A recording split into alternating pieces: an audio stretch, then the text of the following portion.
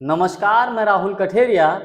हमारे देश की राजनीति में कल का दिन बहुत अधिक महत्वपूर्ण होने जा रहा है।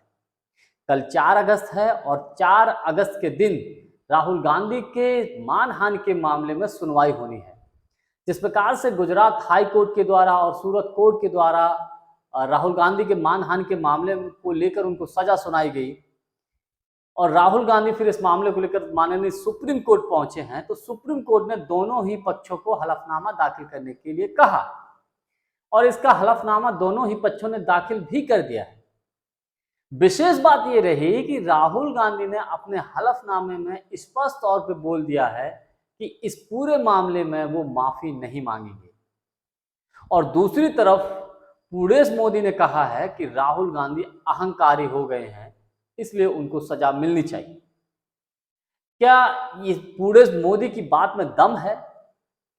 इसको हम ऐसे समझते हैं कि इस वक्त देश की राजनीति में किसी भी नेता में शायद इतना खुलकर बोलने की ताकत नहीं है जो मोदी जी की सत्ता की खिलाफत कर सके। राहुल गांधी पूरे देश में इस वक्त एक अकेले और इकलौते ऐसे चेहरे हैं जो प्रधानमंत्री मोदी जी की गलत नीतियों का खुलकर विरोध करते हैं और जनता के मुद्दों पर बात करते हैं। चाहे अभी हाल ही में मणिपुर की घटना उठाकर देख लीजिए, चाहे बेरोजगारी का मुद्दा हो, चाहे महंगाई का मुद्दा हो, चाहे किसी भी प्रकार के मुद्दों को आप ले लीजिए। तो जाहिर सी बात है कि ऐसे में सत्ता में जो लोग बैठे हैं तो उनको परेशानी तो होगी ही। तो राहुल गांधी को किस प्रकार से डराया जाए, किस प्रकार से इनको फंसाया जाए ताकि ये जो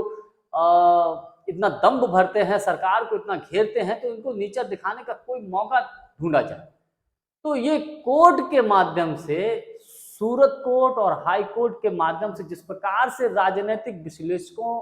का भी ये अंदर खाने आरोप है कि जिस प्रकार से राहुल गांधी के मामले को लेकर 2 साल की अधिकतम सजा सुनाई गई, आज तक किसी को नहीं सुनाई गई। ये भी अपने आप में एक बहुत बड़ा दिलचस्प है और कितनी जल्दी से उनके संसद की सदस्यता को निरस्त कराया गया, उनका मकान खाली कराया गया, ये भी अपने आप में बहुत बड़ा दिलचस्प है। लेकिन कल का निर्णय अगर राहुल गांधी के पक्ष में जाता है और अगर राहुल गांधी के खिलाफ जाता है, तो दोनों ही स्थिति में कंडीशन वो है कि चाहे छुरी खरबूजा पर गिरे और चाहे खरबूजा छुरी पर गिरे, कट्टा खरबूजा ही है। मान लीजिएगा अगर राहुल गांधी को सुप्रीम कोर्ट से राहत नहीं मिलती है और उनको जेल हो जाती है, तो आप यकीन मानिए 2024 के लोकसभा के चुनाव से पहले कांग्रेस के प्रति एक बहुत बड़ी सहानुभूति पैदा होगी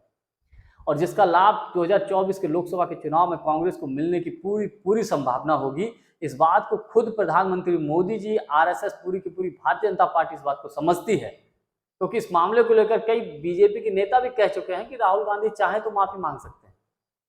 लेकिन उन्होंने स्पष्ट मना कर दिया है। और लेकिन दूसरी तरफ अगर राहुल गांधी सुप्रीम कोर्ट से बाइज्जत बरी हो जाते हैं, तो वर्तमान सत्ता को, वर्तमान सरकार को एक तरीके से ये करारा तमाचा होगा। वो ऐसे होगा क्योंकि वर्तमान सरकार ने सरकारी मशीनरियों के माध्यम से, सरकारी संस्थाओं के माध्यम से राहुल गांधी को डराने की, धमकाने की, माफी मंगवाने की पूरी कोशिश कर ली, लेकिन इसके बावजूद अगर कोई व्यक्ति माफी नहीं मांग रहा है और सुप्रीम कोर्ट से बाइज्जत बरी हो जाता है, वो भी उस सुप्रीम कोर्ट से जिसके इस वक्त चीफ जस्टिस DY चंद्रचूड़ साहब हैं, इस बात को लेकर तो प्रधानमंत्री मोदी जी के पेट में भी खलबली है, पूरी की पूरी भारतीय जनता पार्टी के नेताओं में खलबली है, क्योंकि DY चंद्रचूड़ साहब हैं तो कोई घपलेबाजी की तो उम्मीद हो नहीं सकती। तो अगर राहुल गांधी बाइज्जत बरी हो जाते हैं तो ये मोदी सरकार के लिए बहुत बड़ा खतरे की घंटी होगी और विपक्षी पार्टी के नेताओं के लिए, विपक्षी दलों के लिए बहुत बड़ा संजीवनी का भी काम करेगी, क्योंकि विपक्षी पार्टियों के लिए ये एक बहुत बड़ा टॉनिक का काम करेगा। तो ऐसे में सवाल सबसे बड़ा ये है कि जिस प्रकार से राहुल गांधी ने स्पष्ट मना कर दिया कि वो माफी नहीं मांगेंगे और दूसरी तरफ पूरेश मोदी ये कह रहे हैं कि राहुल गांधी अहंकारी हो गए हैं, तो ये अहंकारी की बात नहीं है, ये एक ऐसी सत्ता के खिलाफ खड़े होने की बात है जो अपने सामने किसी भी व्यक्ति को खड़ा होने नहीं देना चाहती है। जो नहीं चाहती है कि कोई जनता से जुड़े हुए मुद्दों की बात करे, जो नहीं चाहती है कि उससे कोई सवाल जवाब करे। ऐसी कंडीशन में, देश के इस वक्त के ऐसे माहौल में जब सरकारी संस्थाओं पर नियंत्रण कर लिया गया हो, लोगों में बोलने की हिम्मत नहीं रही है, चाहे चाहे पत्रकार ही क्यों ना हो, चाहे देश का कोई भी सेक्टर हो, सबको प्रभावित करने की पूरी पूरी कोशिश हुई।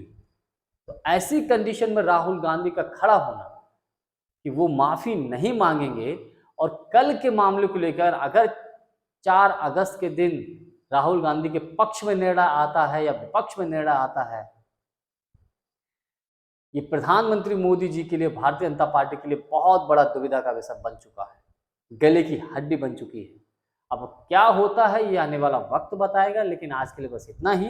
वीडियो को लाइक, शेयर और चैनल को सब्सक्राइब कर दीजिएगा। बहुत बहुत धन्यवाद। नमस्कार।